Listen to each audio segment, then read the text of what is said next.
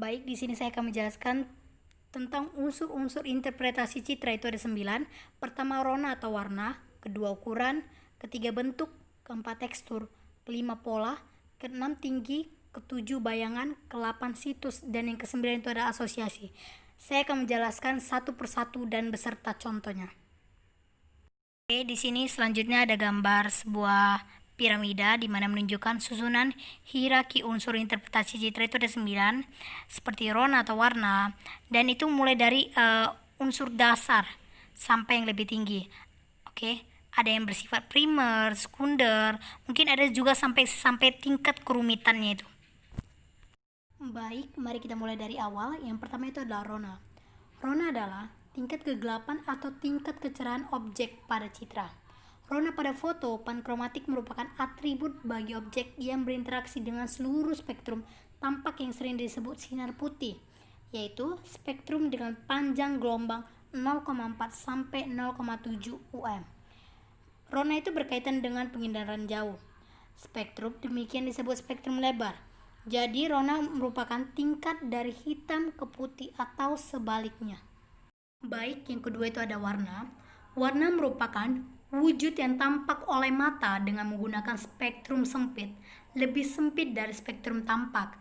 Sebagai contohnya, objek tampak biru, hijau, atau merah bila hanya memantulkan spektrum dengan panjang gelombang 0,4 sampai 0,5 UM atau 0,5 sampai 0,6 UM atau 0,6 sampai 0,7 UM. Sebaliknya, bila objek menyerap sinar biru, maka ia akan memantulkan warna hijau dan merah. Sebagai akibatnya, maka objek akan tampak dengan warna kuning. Oke, ini lanjutan tentang rona dan warna. Itu biasanya disebut unsur dasar. Hal ini menunjukkan betapa pentingnya rona dan warna dalam pengenalan objek. Tiap objek tampak pertama pada citra berdasarkan rona atau warnanya. Setelah rona atau warna yang sama dikelompokkan dan diberi garis batas untuk memisahkannya dari rona atau warna yang berlainan, barulah tampak bentuk, tekstur, pola, ukuran, dan bayangannya. Itulah sebabnya maka rona dan warna disebut unsur dasar. Unsur yang ketiga itu ada bentuk. Bentuk, ukuran, dan tekstur dikelompokkan sebagai susunan keruangan rona sekunder dalam segi kerumitannya. Bermula dari rona yang merupakan unsur dasar dan termasuk primer dalam segi kerumitannya. Pengamatan atas rona dapat dilakukan paling mudah. Oleh karena itu, bentuk, ukuran, dan tekstur yang langsung dapat dikenali berdasarkan rona dikelompokkan sekunder kerumitannya. Ada dua istilah di dalam bahasa Inggris yang artinya bentuk, yaitu shape dan form. Shape ialah bentuk luar atau bentuk umum, sedang form merupakan susunan atau struktur yang bentuknya lebih rinci. Baik, yang keempat itu adalah ukuran. Ukuran ialah atribut objek berupa jarak, luas, tinggi, lereng, dan volume. Karena ukuran objek pada citra merupakan fungsi skala, maka di dalam memanfaatkan ukuran sebagai unsur interpretasi citra harus selalu diingat skalanya. Contohnya itu pertama, ukuran rumah sering merincikan apakah rumah itu rumah mukim, kantor, atau industri. Rumah mukim umumnya lebih kecil bila dibanding dengan kantor atau industri. Yang kedua, lapangan olahraga di samping dicirikan oleh bentuk segi empat. Lebih dicirikan oleh ukurannya, yaitu sekitar 80 meter dikali 100 meter bagi lapangan sepak bola, sekitar 15 meter dikali 30 meter bagi lapangan teknis, dan sekitar 8 meter kali 10 meter bagi lapangan bulu tangkis. Yang ketiga itu adalah nilai kayu di samping ditentukan oleh jenis kayunya juga, ditentukannya oleh volume. Volume kayu bisa ditaksir berdasarkan tinggi pohon, luas hutan, serta kepadatan pohonnya, dan diameter batang pohon. Baik, yang kelima itu ada tekstur. Tekstur adalah frekuensi perubahan rona pada citra atau pengulang rona kelompok objek yang terlalu kecil untuk dibedakan secara individual. Itu menurut Lillisen dan Gever pada tahun 1979 dan Estes dan Simonet pada tahun 1975. Tekstur sering dinyatakan dengan kasar, halus, dan belang-belang. Nah, contoh pengenalan objek berdasarkan tekstur itu pertama, hutan bertekstur kasar, belukar bertekstur sedang, semak bertekstur halus. Yang kedua itu adalah tanaman padi. Tanaman padi itu bertekstur halus, tanaman tebu bertekstur sedang, dan tanaman perkarangan bertekstur kasar. Contoh yang ketiga itu adalah permukaan air yang tenang, itu bertekstur halus. Yang keenam itu adalah pola.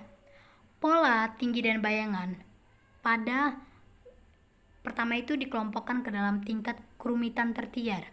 Tingkat kerumitannya setingkat lebih tinggi dari tingkat kerumitan bentuk, ukuran, dan tekstur sebagai unsur interpretasi citra.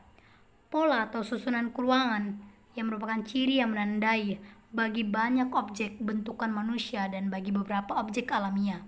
Nah, contohnya itu adalah pola aliran sungai. Sering menandai struktur geologi dan jenis batuan.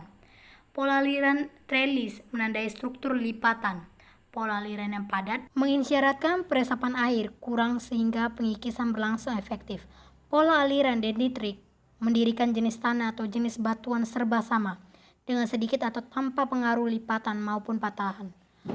Pola aliran dendritik pada umumnya terdapat pada batuan endapan lunak, tufa vulkanik, dan endapan tebal oleh gletser yang telah terkikis.